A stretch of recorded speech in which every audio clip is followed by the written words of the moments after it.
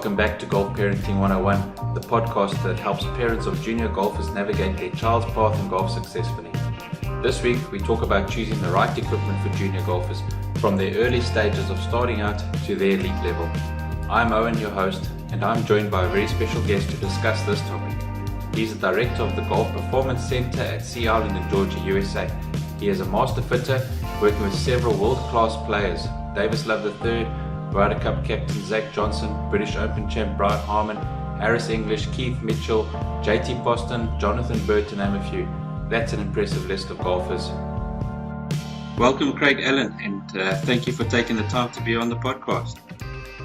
Owen, it's my pleasure. I don't think we've spoken in about 25 years, so this was quite a nice surprise, and I'm thrilled to be on it. It's a great topic.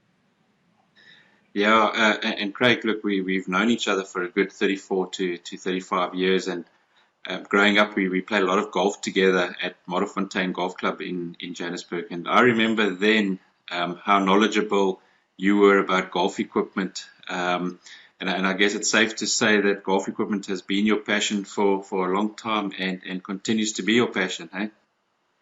It is. I think that to the detriment of my golf game, I was always infatuated with equipment and what all the different heads and shafts and so forth and all of that did. And I think I fiddled around so much, I never really got as good as I could get. But that was a good thing because I was never really that good anyway. So, it's been a passion of mine my whole life. I actually had a little temper growing up and used to break a few clubs here and there. So I learned how to fix them pretty quick. And that really... it got my brain going as to, well, there's lots of different components here, and I wonder when you do this and you do that, how does it all work? And so, I'm one of the very few people, I guess, who gets to come to work very excited every day, work at a great place, and work with what my passion is, really. So, before we get into our discussion, into our topic, I'd love to hear about your recent trip with the American team to the Ryder Cup in Rome. Was this your first Ryder Cup? Actually, my third Ryder Cup. My wife, I'm always referred to as Michelle's husband, just for matter of fact, but my wife was Davis Love and Robin Love's assistant for many years. And so 2012 and 2016, we went to the Ryder Cup as part of the entourage, if you will. Michelle was working directly for Davis and them and the team, and I was the plus one, which gave me great access. So I saw a lot of the behind the scenes stuff.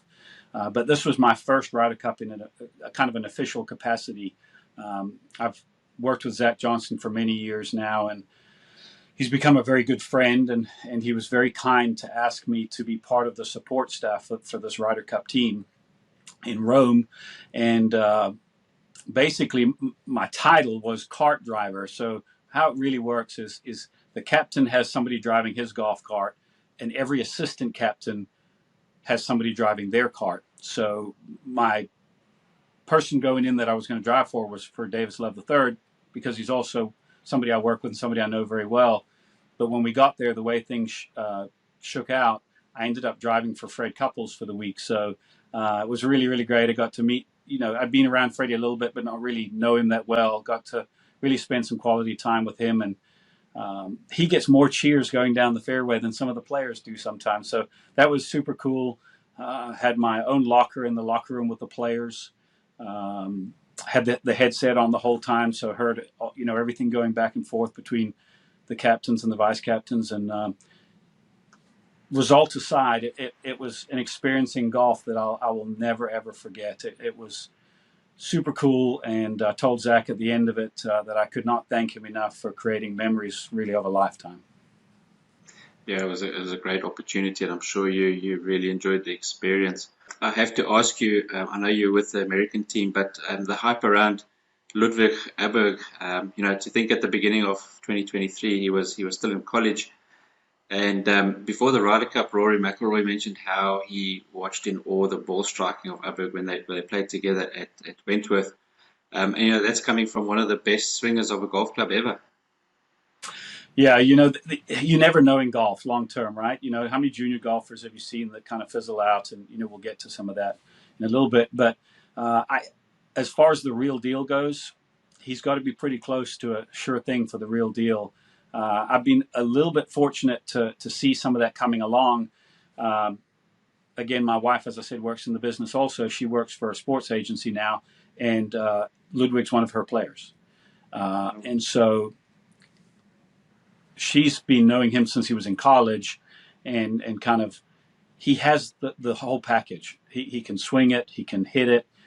He's mentally super strong. He's very level headed. Doesn't let anything bother him. Doesn't seem to have very many weaknesses in his game, if any.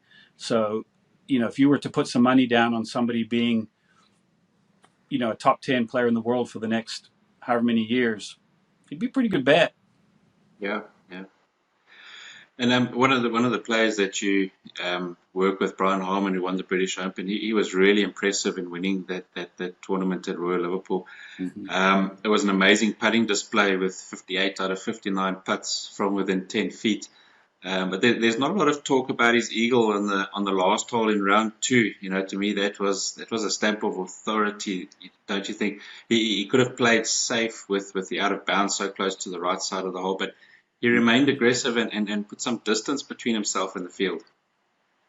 Yeah, Brian is he's a very talented golfer. I started working with him right when he came out of college, and I've worked with him ever since.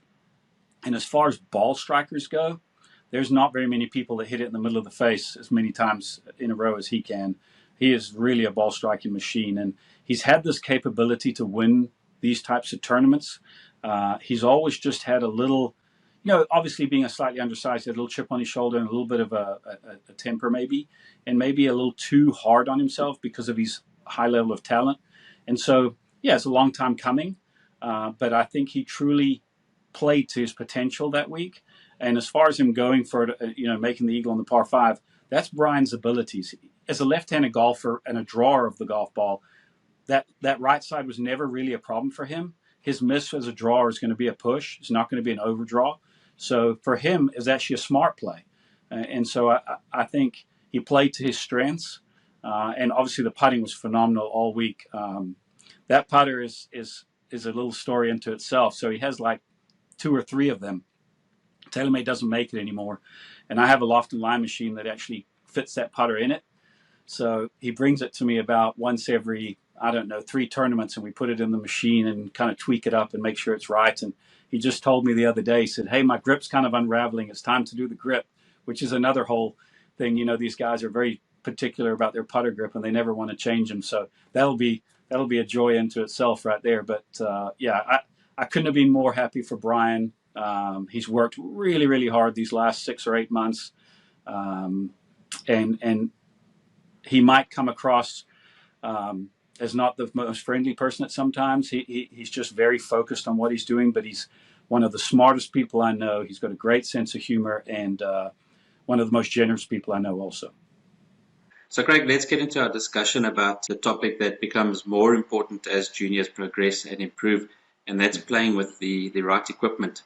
In the past, parents would often cut down their old golf clubs and give those to their child to play with, and obviously this is not ideal. But thankfully nowadays, juniors have many options when it comes to golf equipment. There's a wider selection of junior-friendly equipment. So I want to start off, Craig, by asking you, what are the key factors parents should consider when selecting golf clubs and equipment for their junior golf, and how do these factors differ for young players compared to adults?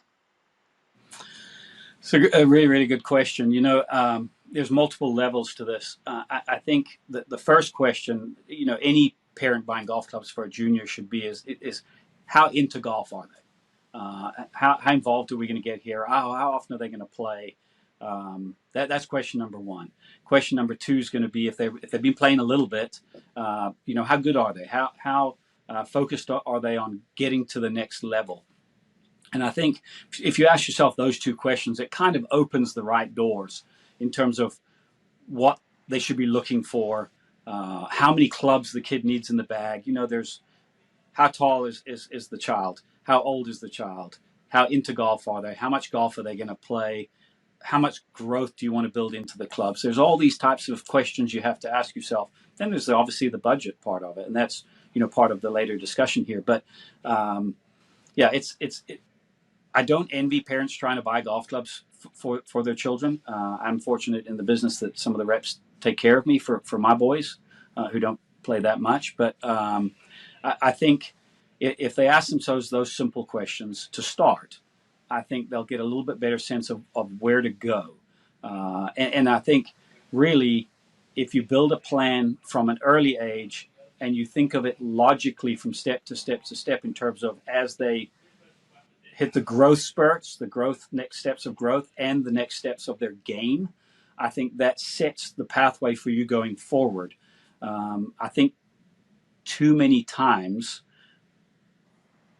parents knee jerk buy clubs, or they buy clubs with too much growth in them, or they let their kid talk them into what they think they need rather than listening to the instructor say, this is what little Joey needs, or whatever, the child's name is. So I hope that kind of makes sense, with your question.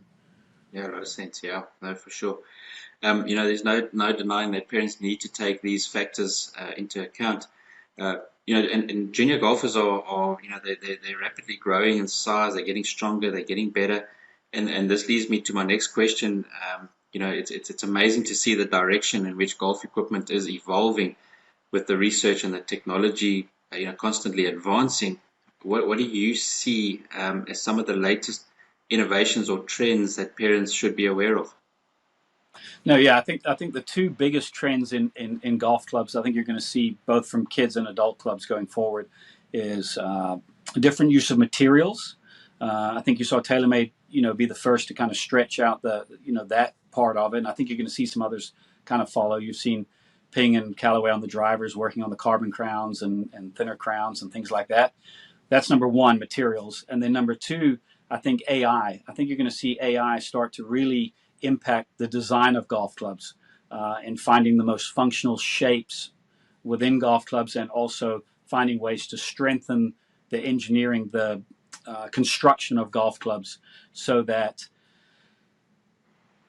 not only do they function, but they last. And I think you're finding at the moment, as they're pushing the envelope, you're seeing a few failures here and there, maybe in terms of longevity of some products. And that's part of challenging the norm, right? So you would expect that.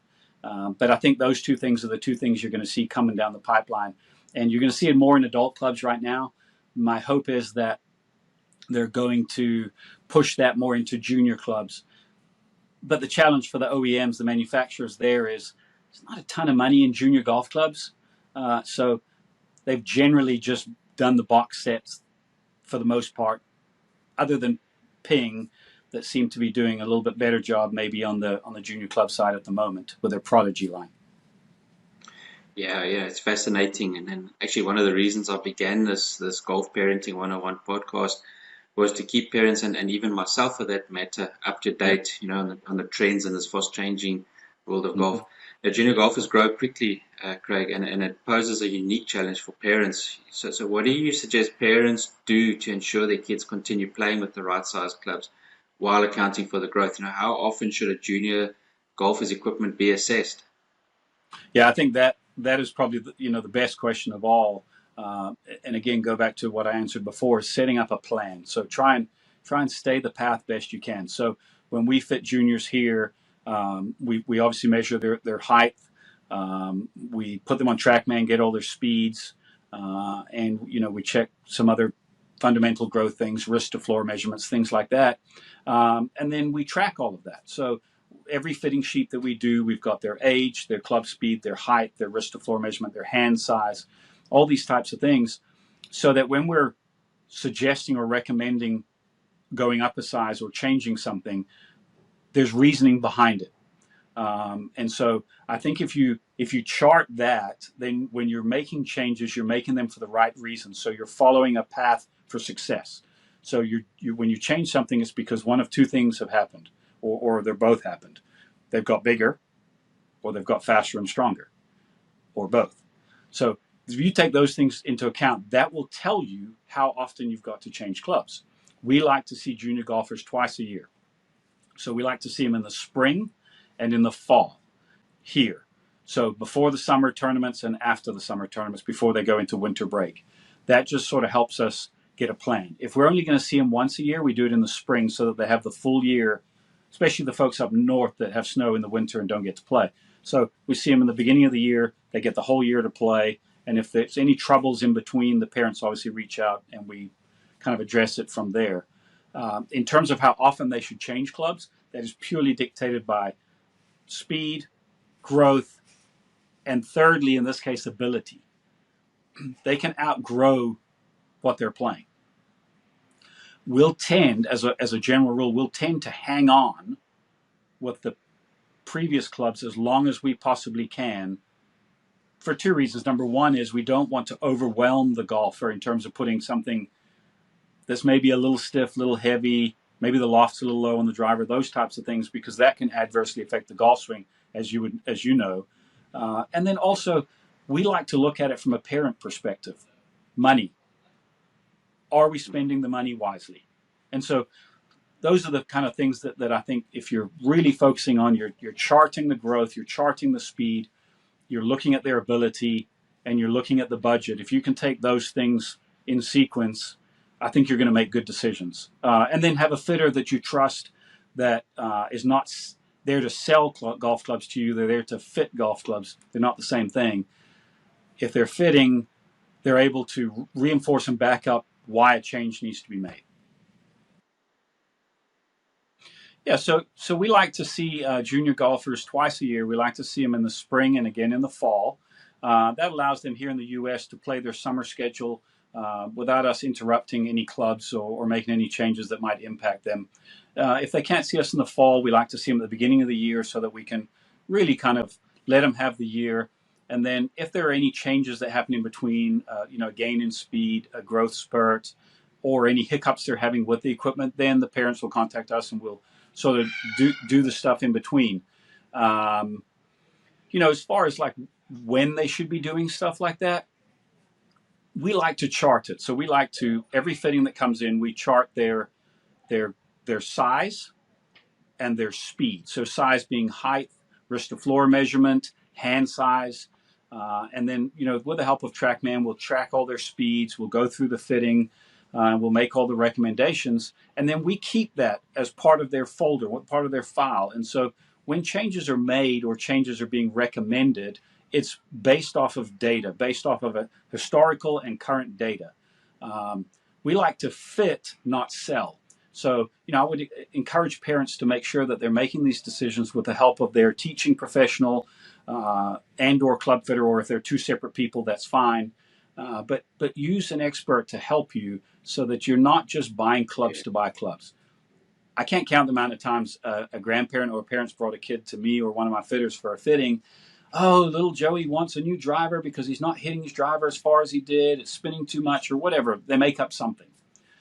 Inevitably, when you test it, the only reason they want a new club is because it's the new cool club from one of the manufacturers. There's no other reason other than that. So I have been the bad guy many times because I believe in following the information, following the data, and keeping an eye on the parent's pocketbook. I look at it as if I'm spending my money always, so that we're making decisions for the right reasons because they need it physically. They need it from a skill perspective. And if they do, let's figure out if it makes sense money-wise. And if we do those types of things, we're going to put the parents in a good spot, we're going to put the kid in a good spot, and we'll feel comfortable with it. Yeah. So that's the way we like to approach it. Yeah, that then that's getting into the next question, Craig. I want to talk about your speciality, and that's custom fitting. When parents bring a junior to you, what can they expect when they go through the custom fitting process? Yeah, so we try and treat everybody the same. So if we're treating, we're fitting a tour player, fitting a weekend adult golfer or junior golfer, they're all going to be treated to the same process from a fitting standpoint. We start out by evaluating their own golf clubs that they own. Those are the best golf clubs unless we can prove otherwise. Those are given. We then go through the process of testing their equipment, segment by segment by segment. We then take what we see from a ball flight perspective, from a ground contact, if it's an iron perspective, and then TrackMan data from a ball flight standpoint. We'll look at all of that. We'll use our knowledge, our expertise, our experience, and we'll go and test out different models, different combinations against that, trying to address the specific tendencies or flaws that they may have in the ball flight with their current club. And then we'll make recommendations from that point. Obviously, depending on the person's skill level, will depend on the level of golf club they might have, or the amount of money that they may want to spend might impact that. We try and have an open and honest conversation throughout. Some people will tell you, hey, no expense spared. We just want the best stuff. That doesn't mean they're going to get the most expensive stuff. It just gives us a license to use some of the more expensive driver shafts and things like that. Somebody might say, listen, I only play half a dozen times a year. Then we'll do it that way. From a kid's perspective, we're going to talk to the parents and see, what are you hoping to accomplish in this process? Where's your budget? How much tournament golf are we playing? What are our ultimate goals? All these types of things. And we will use all of that information. We'll bring what they say, what we see from the player standpoint, what we see from the ball flight standpoint. We'll narrow it all together, and we'll try to come up with a consensus of what the kid needs. And then we'll also try and figure out how many clubs they need. They don't always need 14 golf clubs. They don't hit it far enough to require 14. And we'll try and build the set logically so that it allows for growth down the road. So ultimately, taking into account that they're going to outgrow these clubs, and if we are going to adapt the current set later and add to it, what does the set look like now to create that capability later? Last thing you want to do is create a dead end every time you fit a junior into a set of golf clubs, because you're going to cost the parents that much more money. So thinking about it logically so that you're setting yourself up, the junior up, and the parents up for success. Yeah, and custom fitting is undoubtedly beneficial to all golfers, not just juniors. And now my final question. Everybody. Yeah, everybody. My final question, Craig, is as a young golfer evolves into the elite level, he or she will need the necessary equipment for peak performance, and we know that the top equipment isn't cheap. So for parents of elite golfers, and in terms of budget considerations, what advice do you have for parents in finding the right balance between investing in high quality equipment and staying within a reasonable budget for their junior golfer? Yeah, it's, that's the as I said earlier, the part I don't envy the parents, the cost associated with it. My biggest piece of advice would be to only change golf clubs when it's measurable.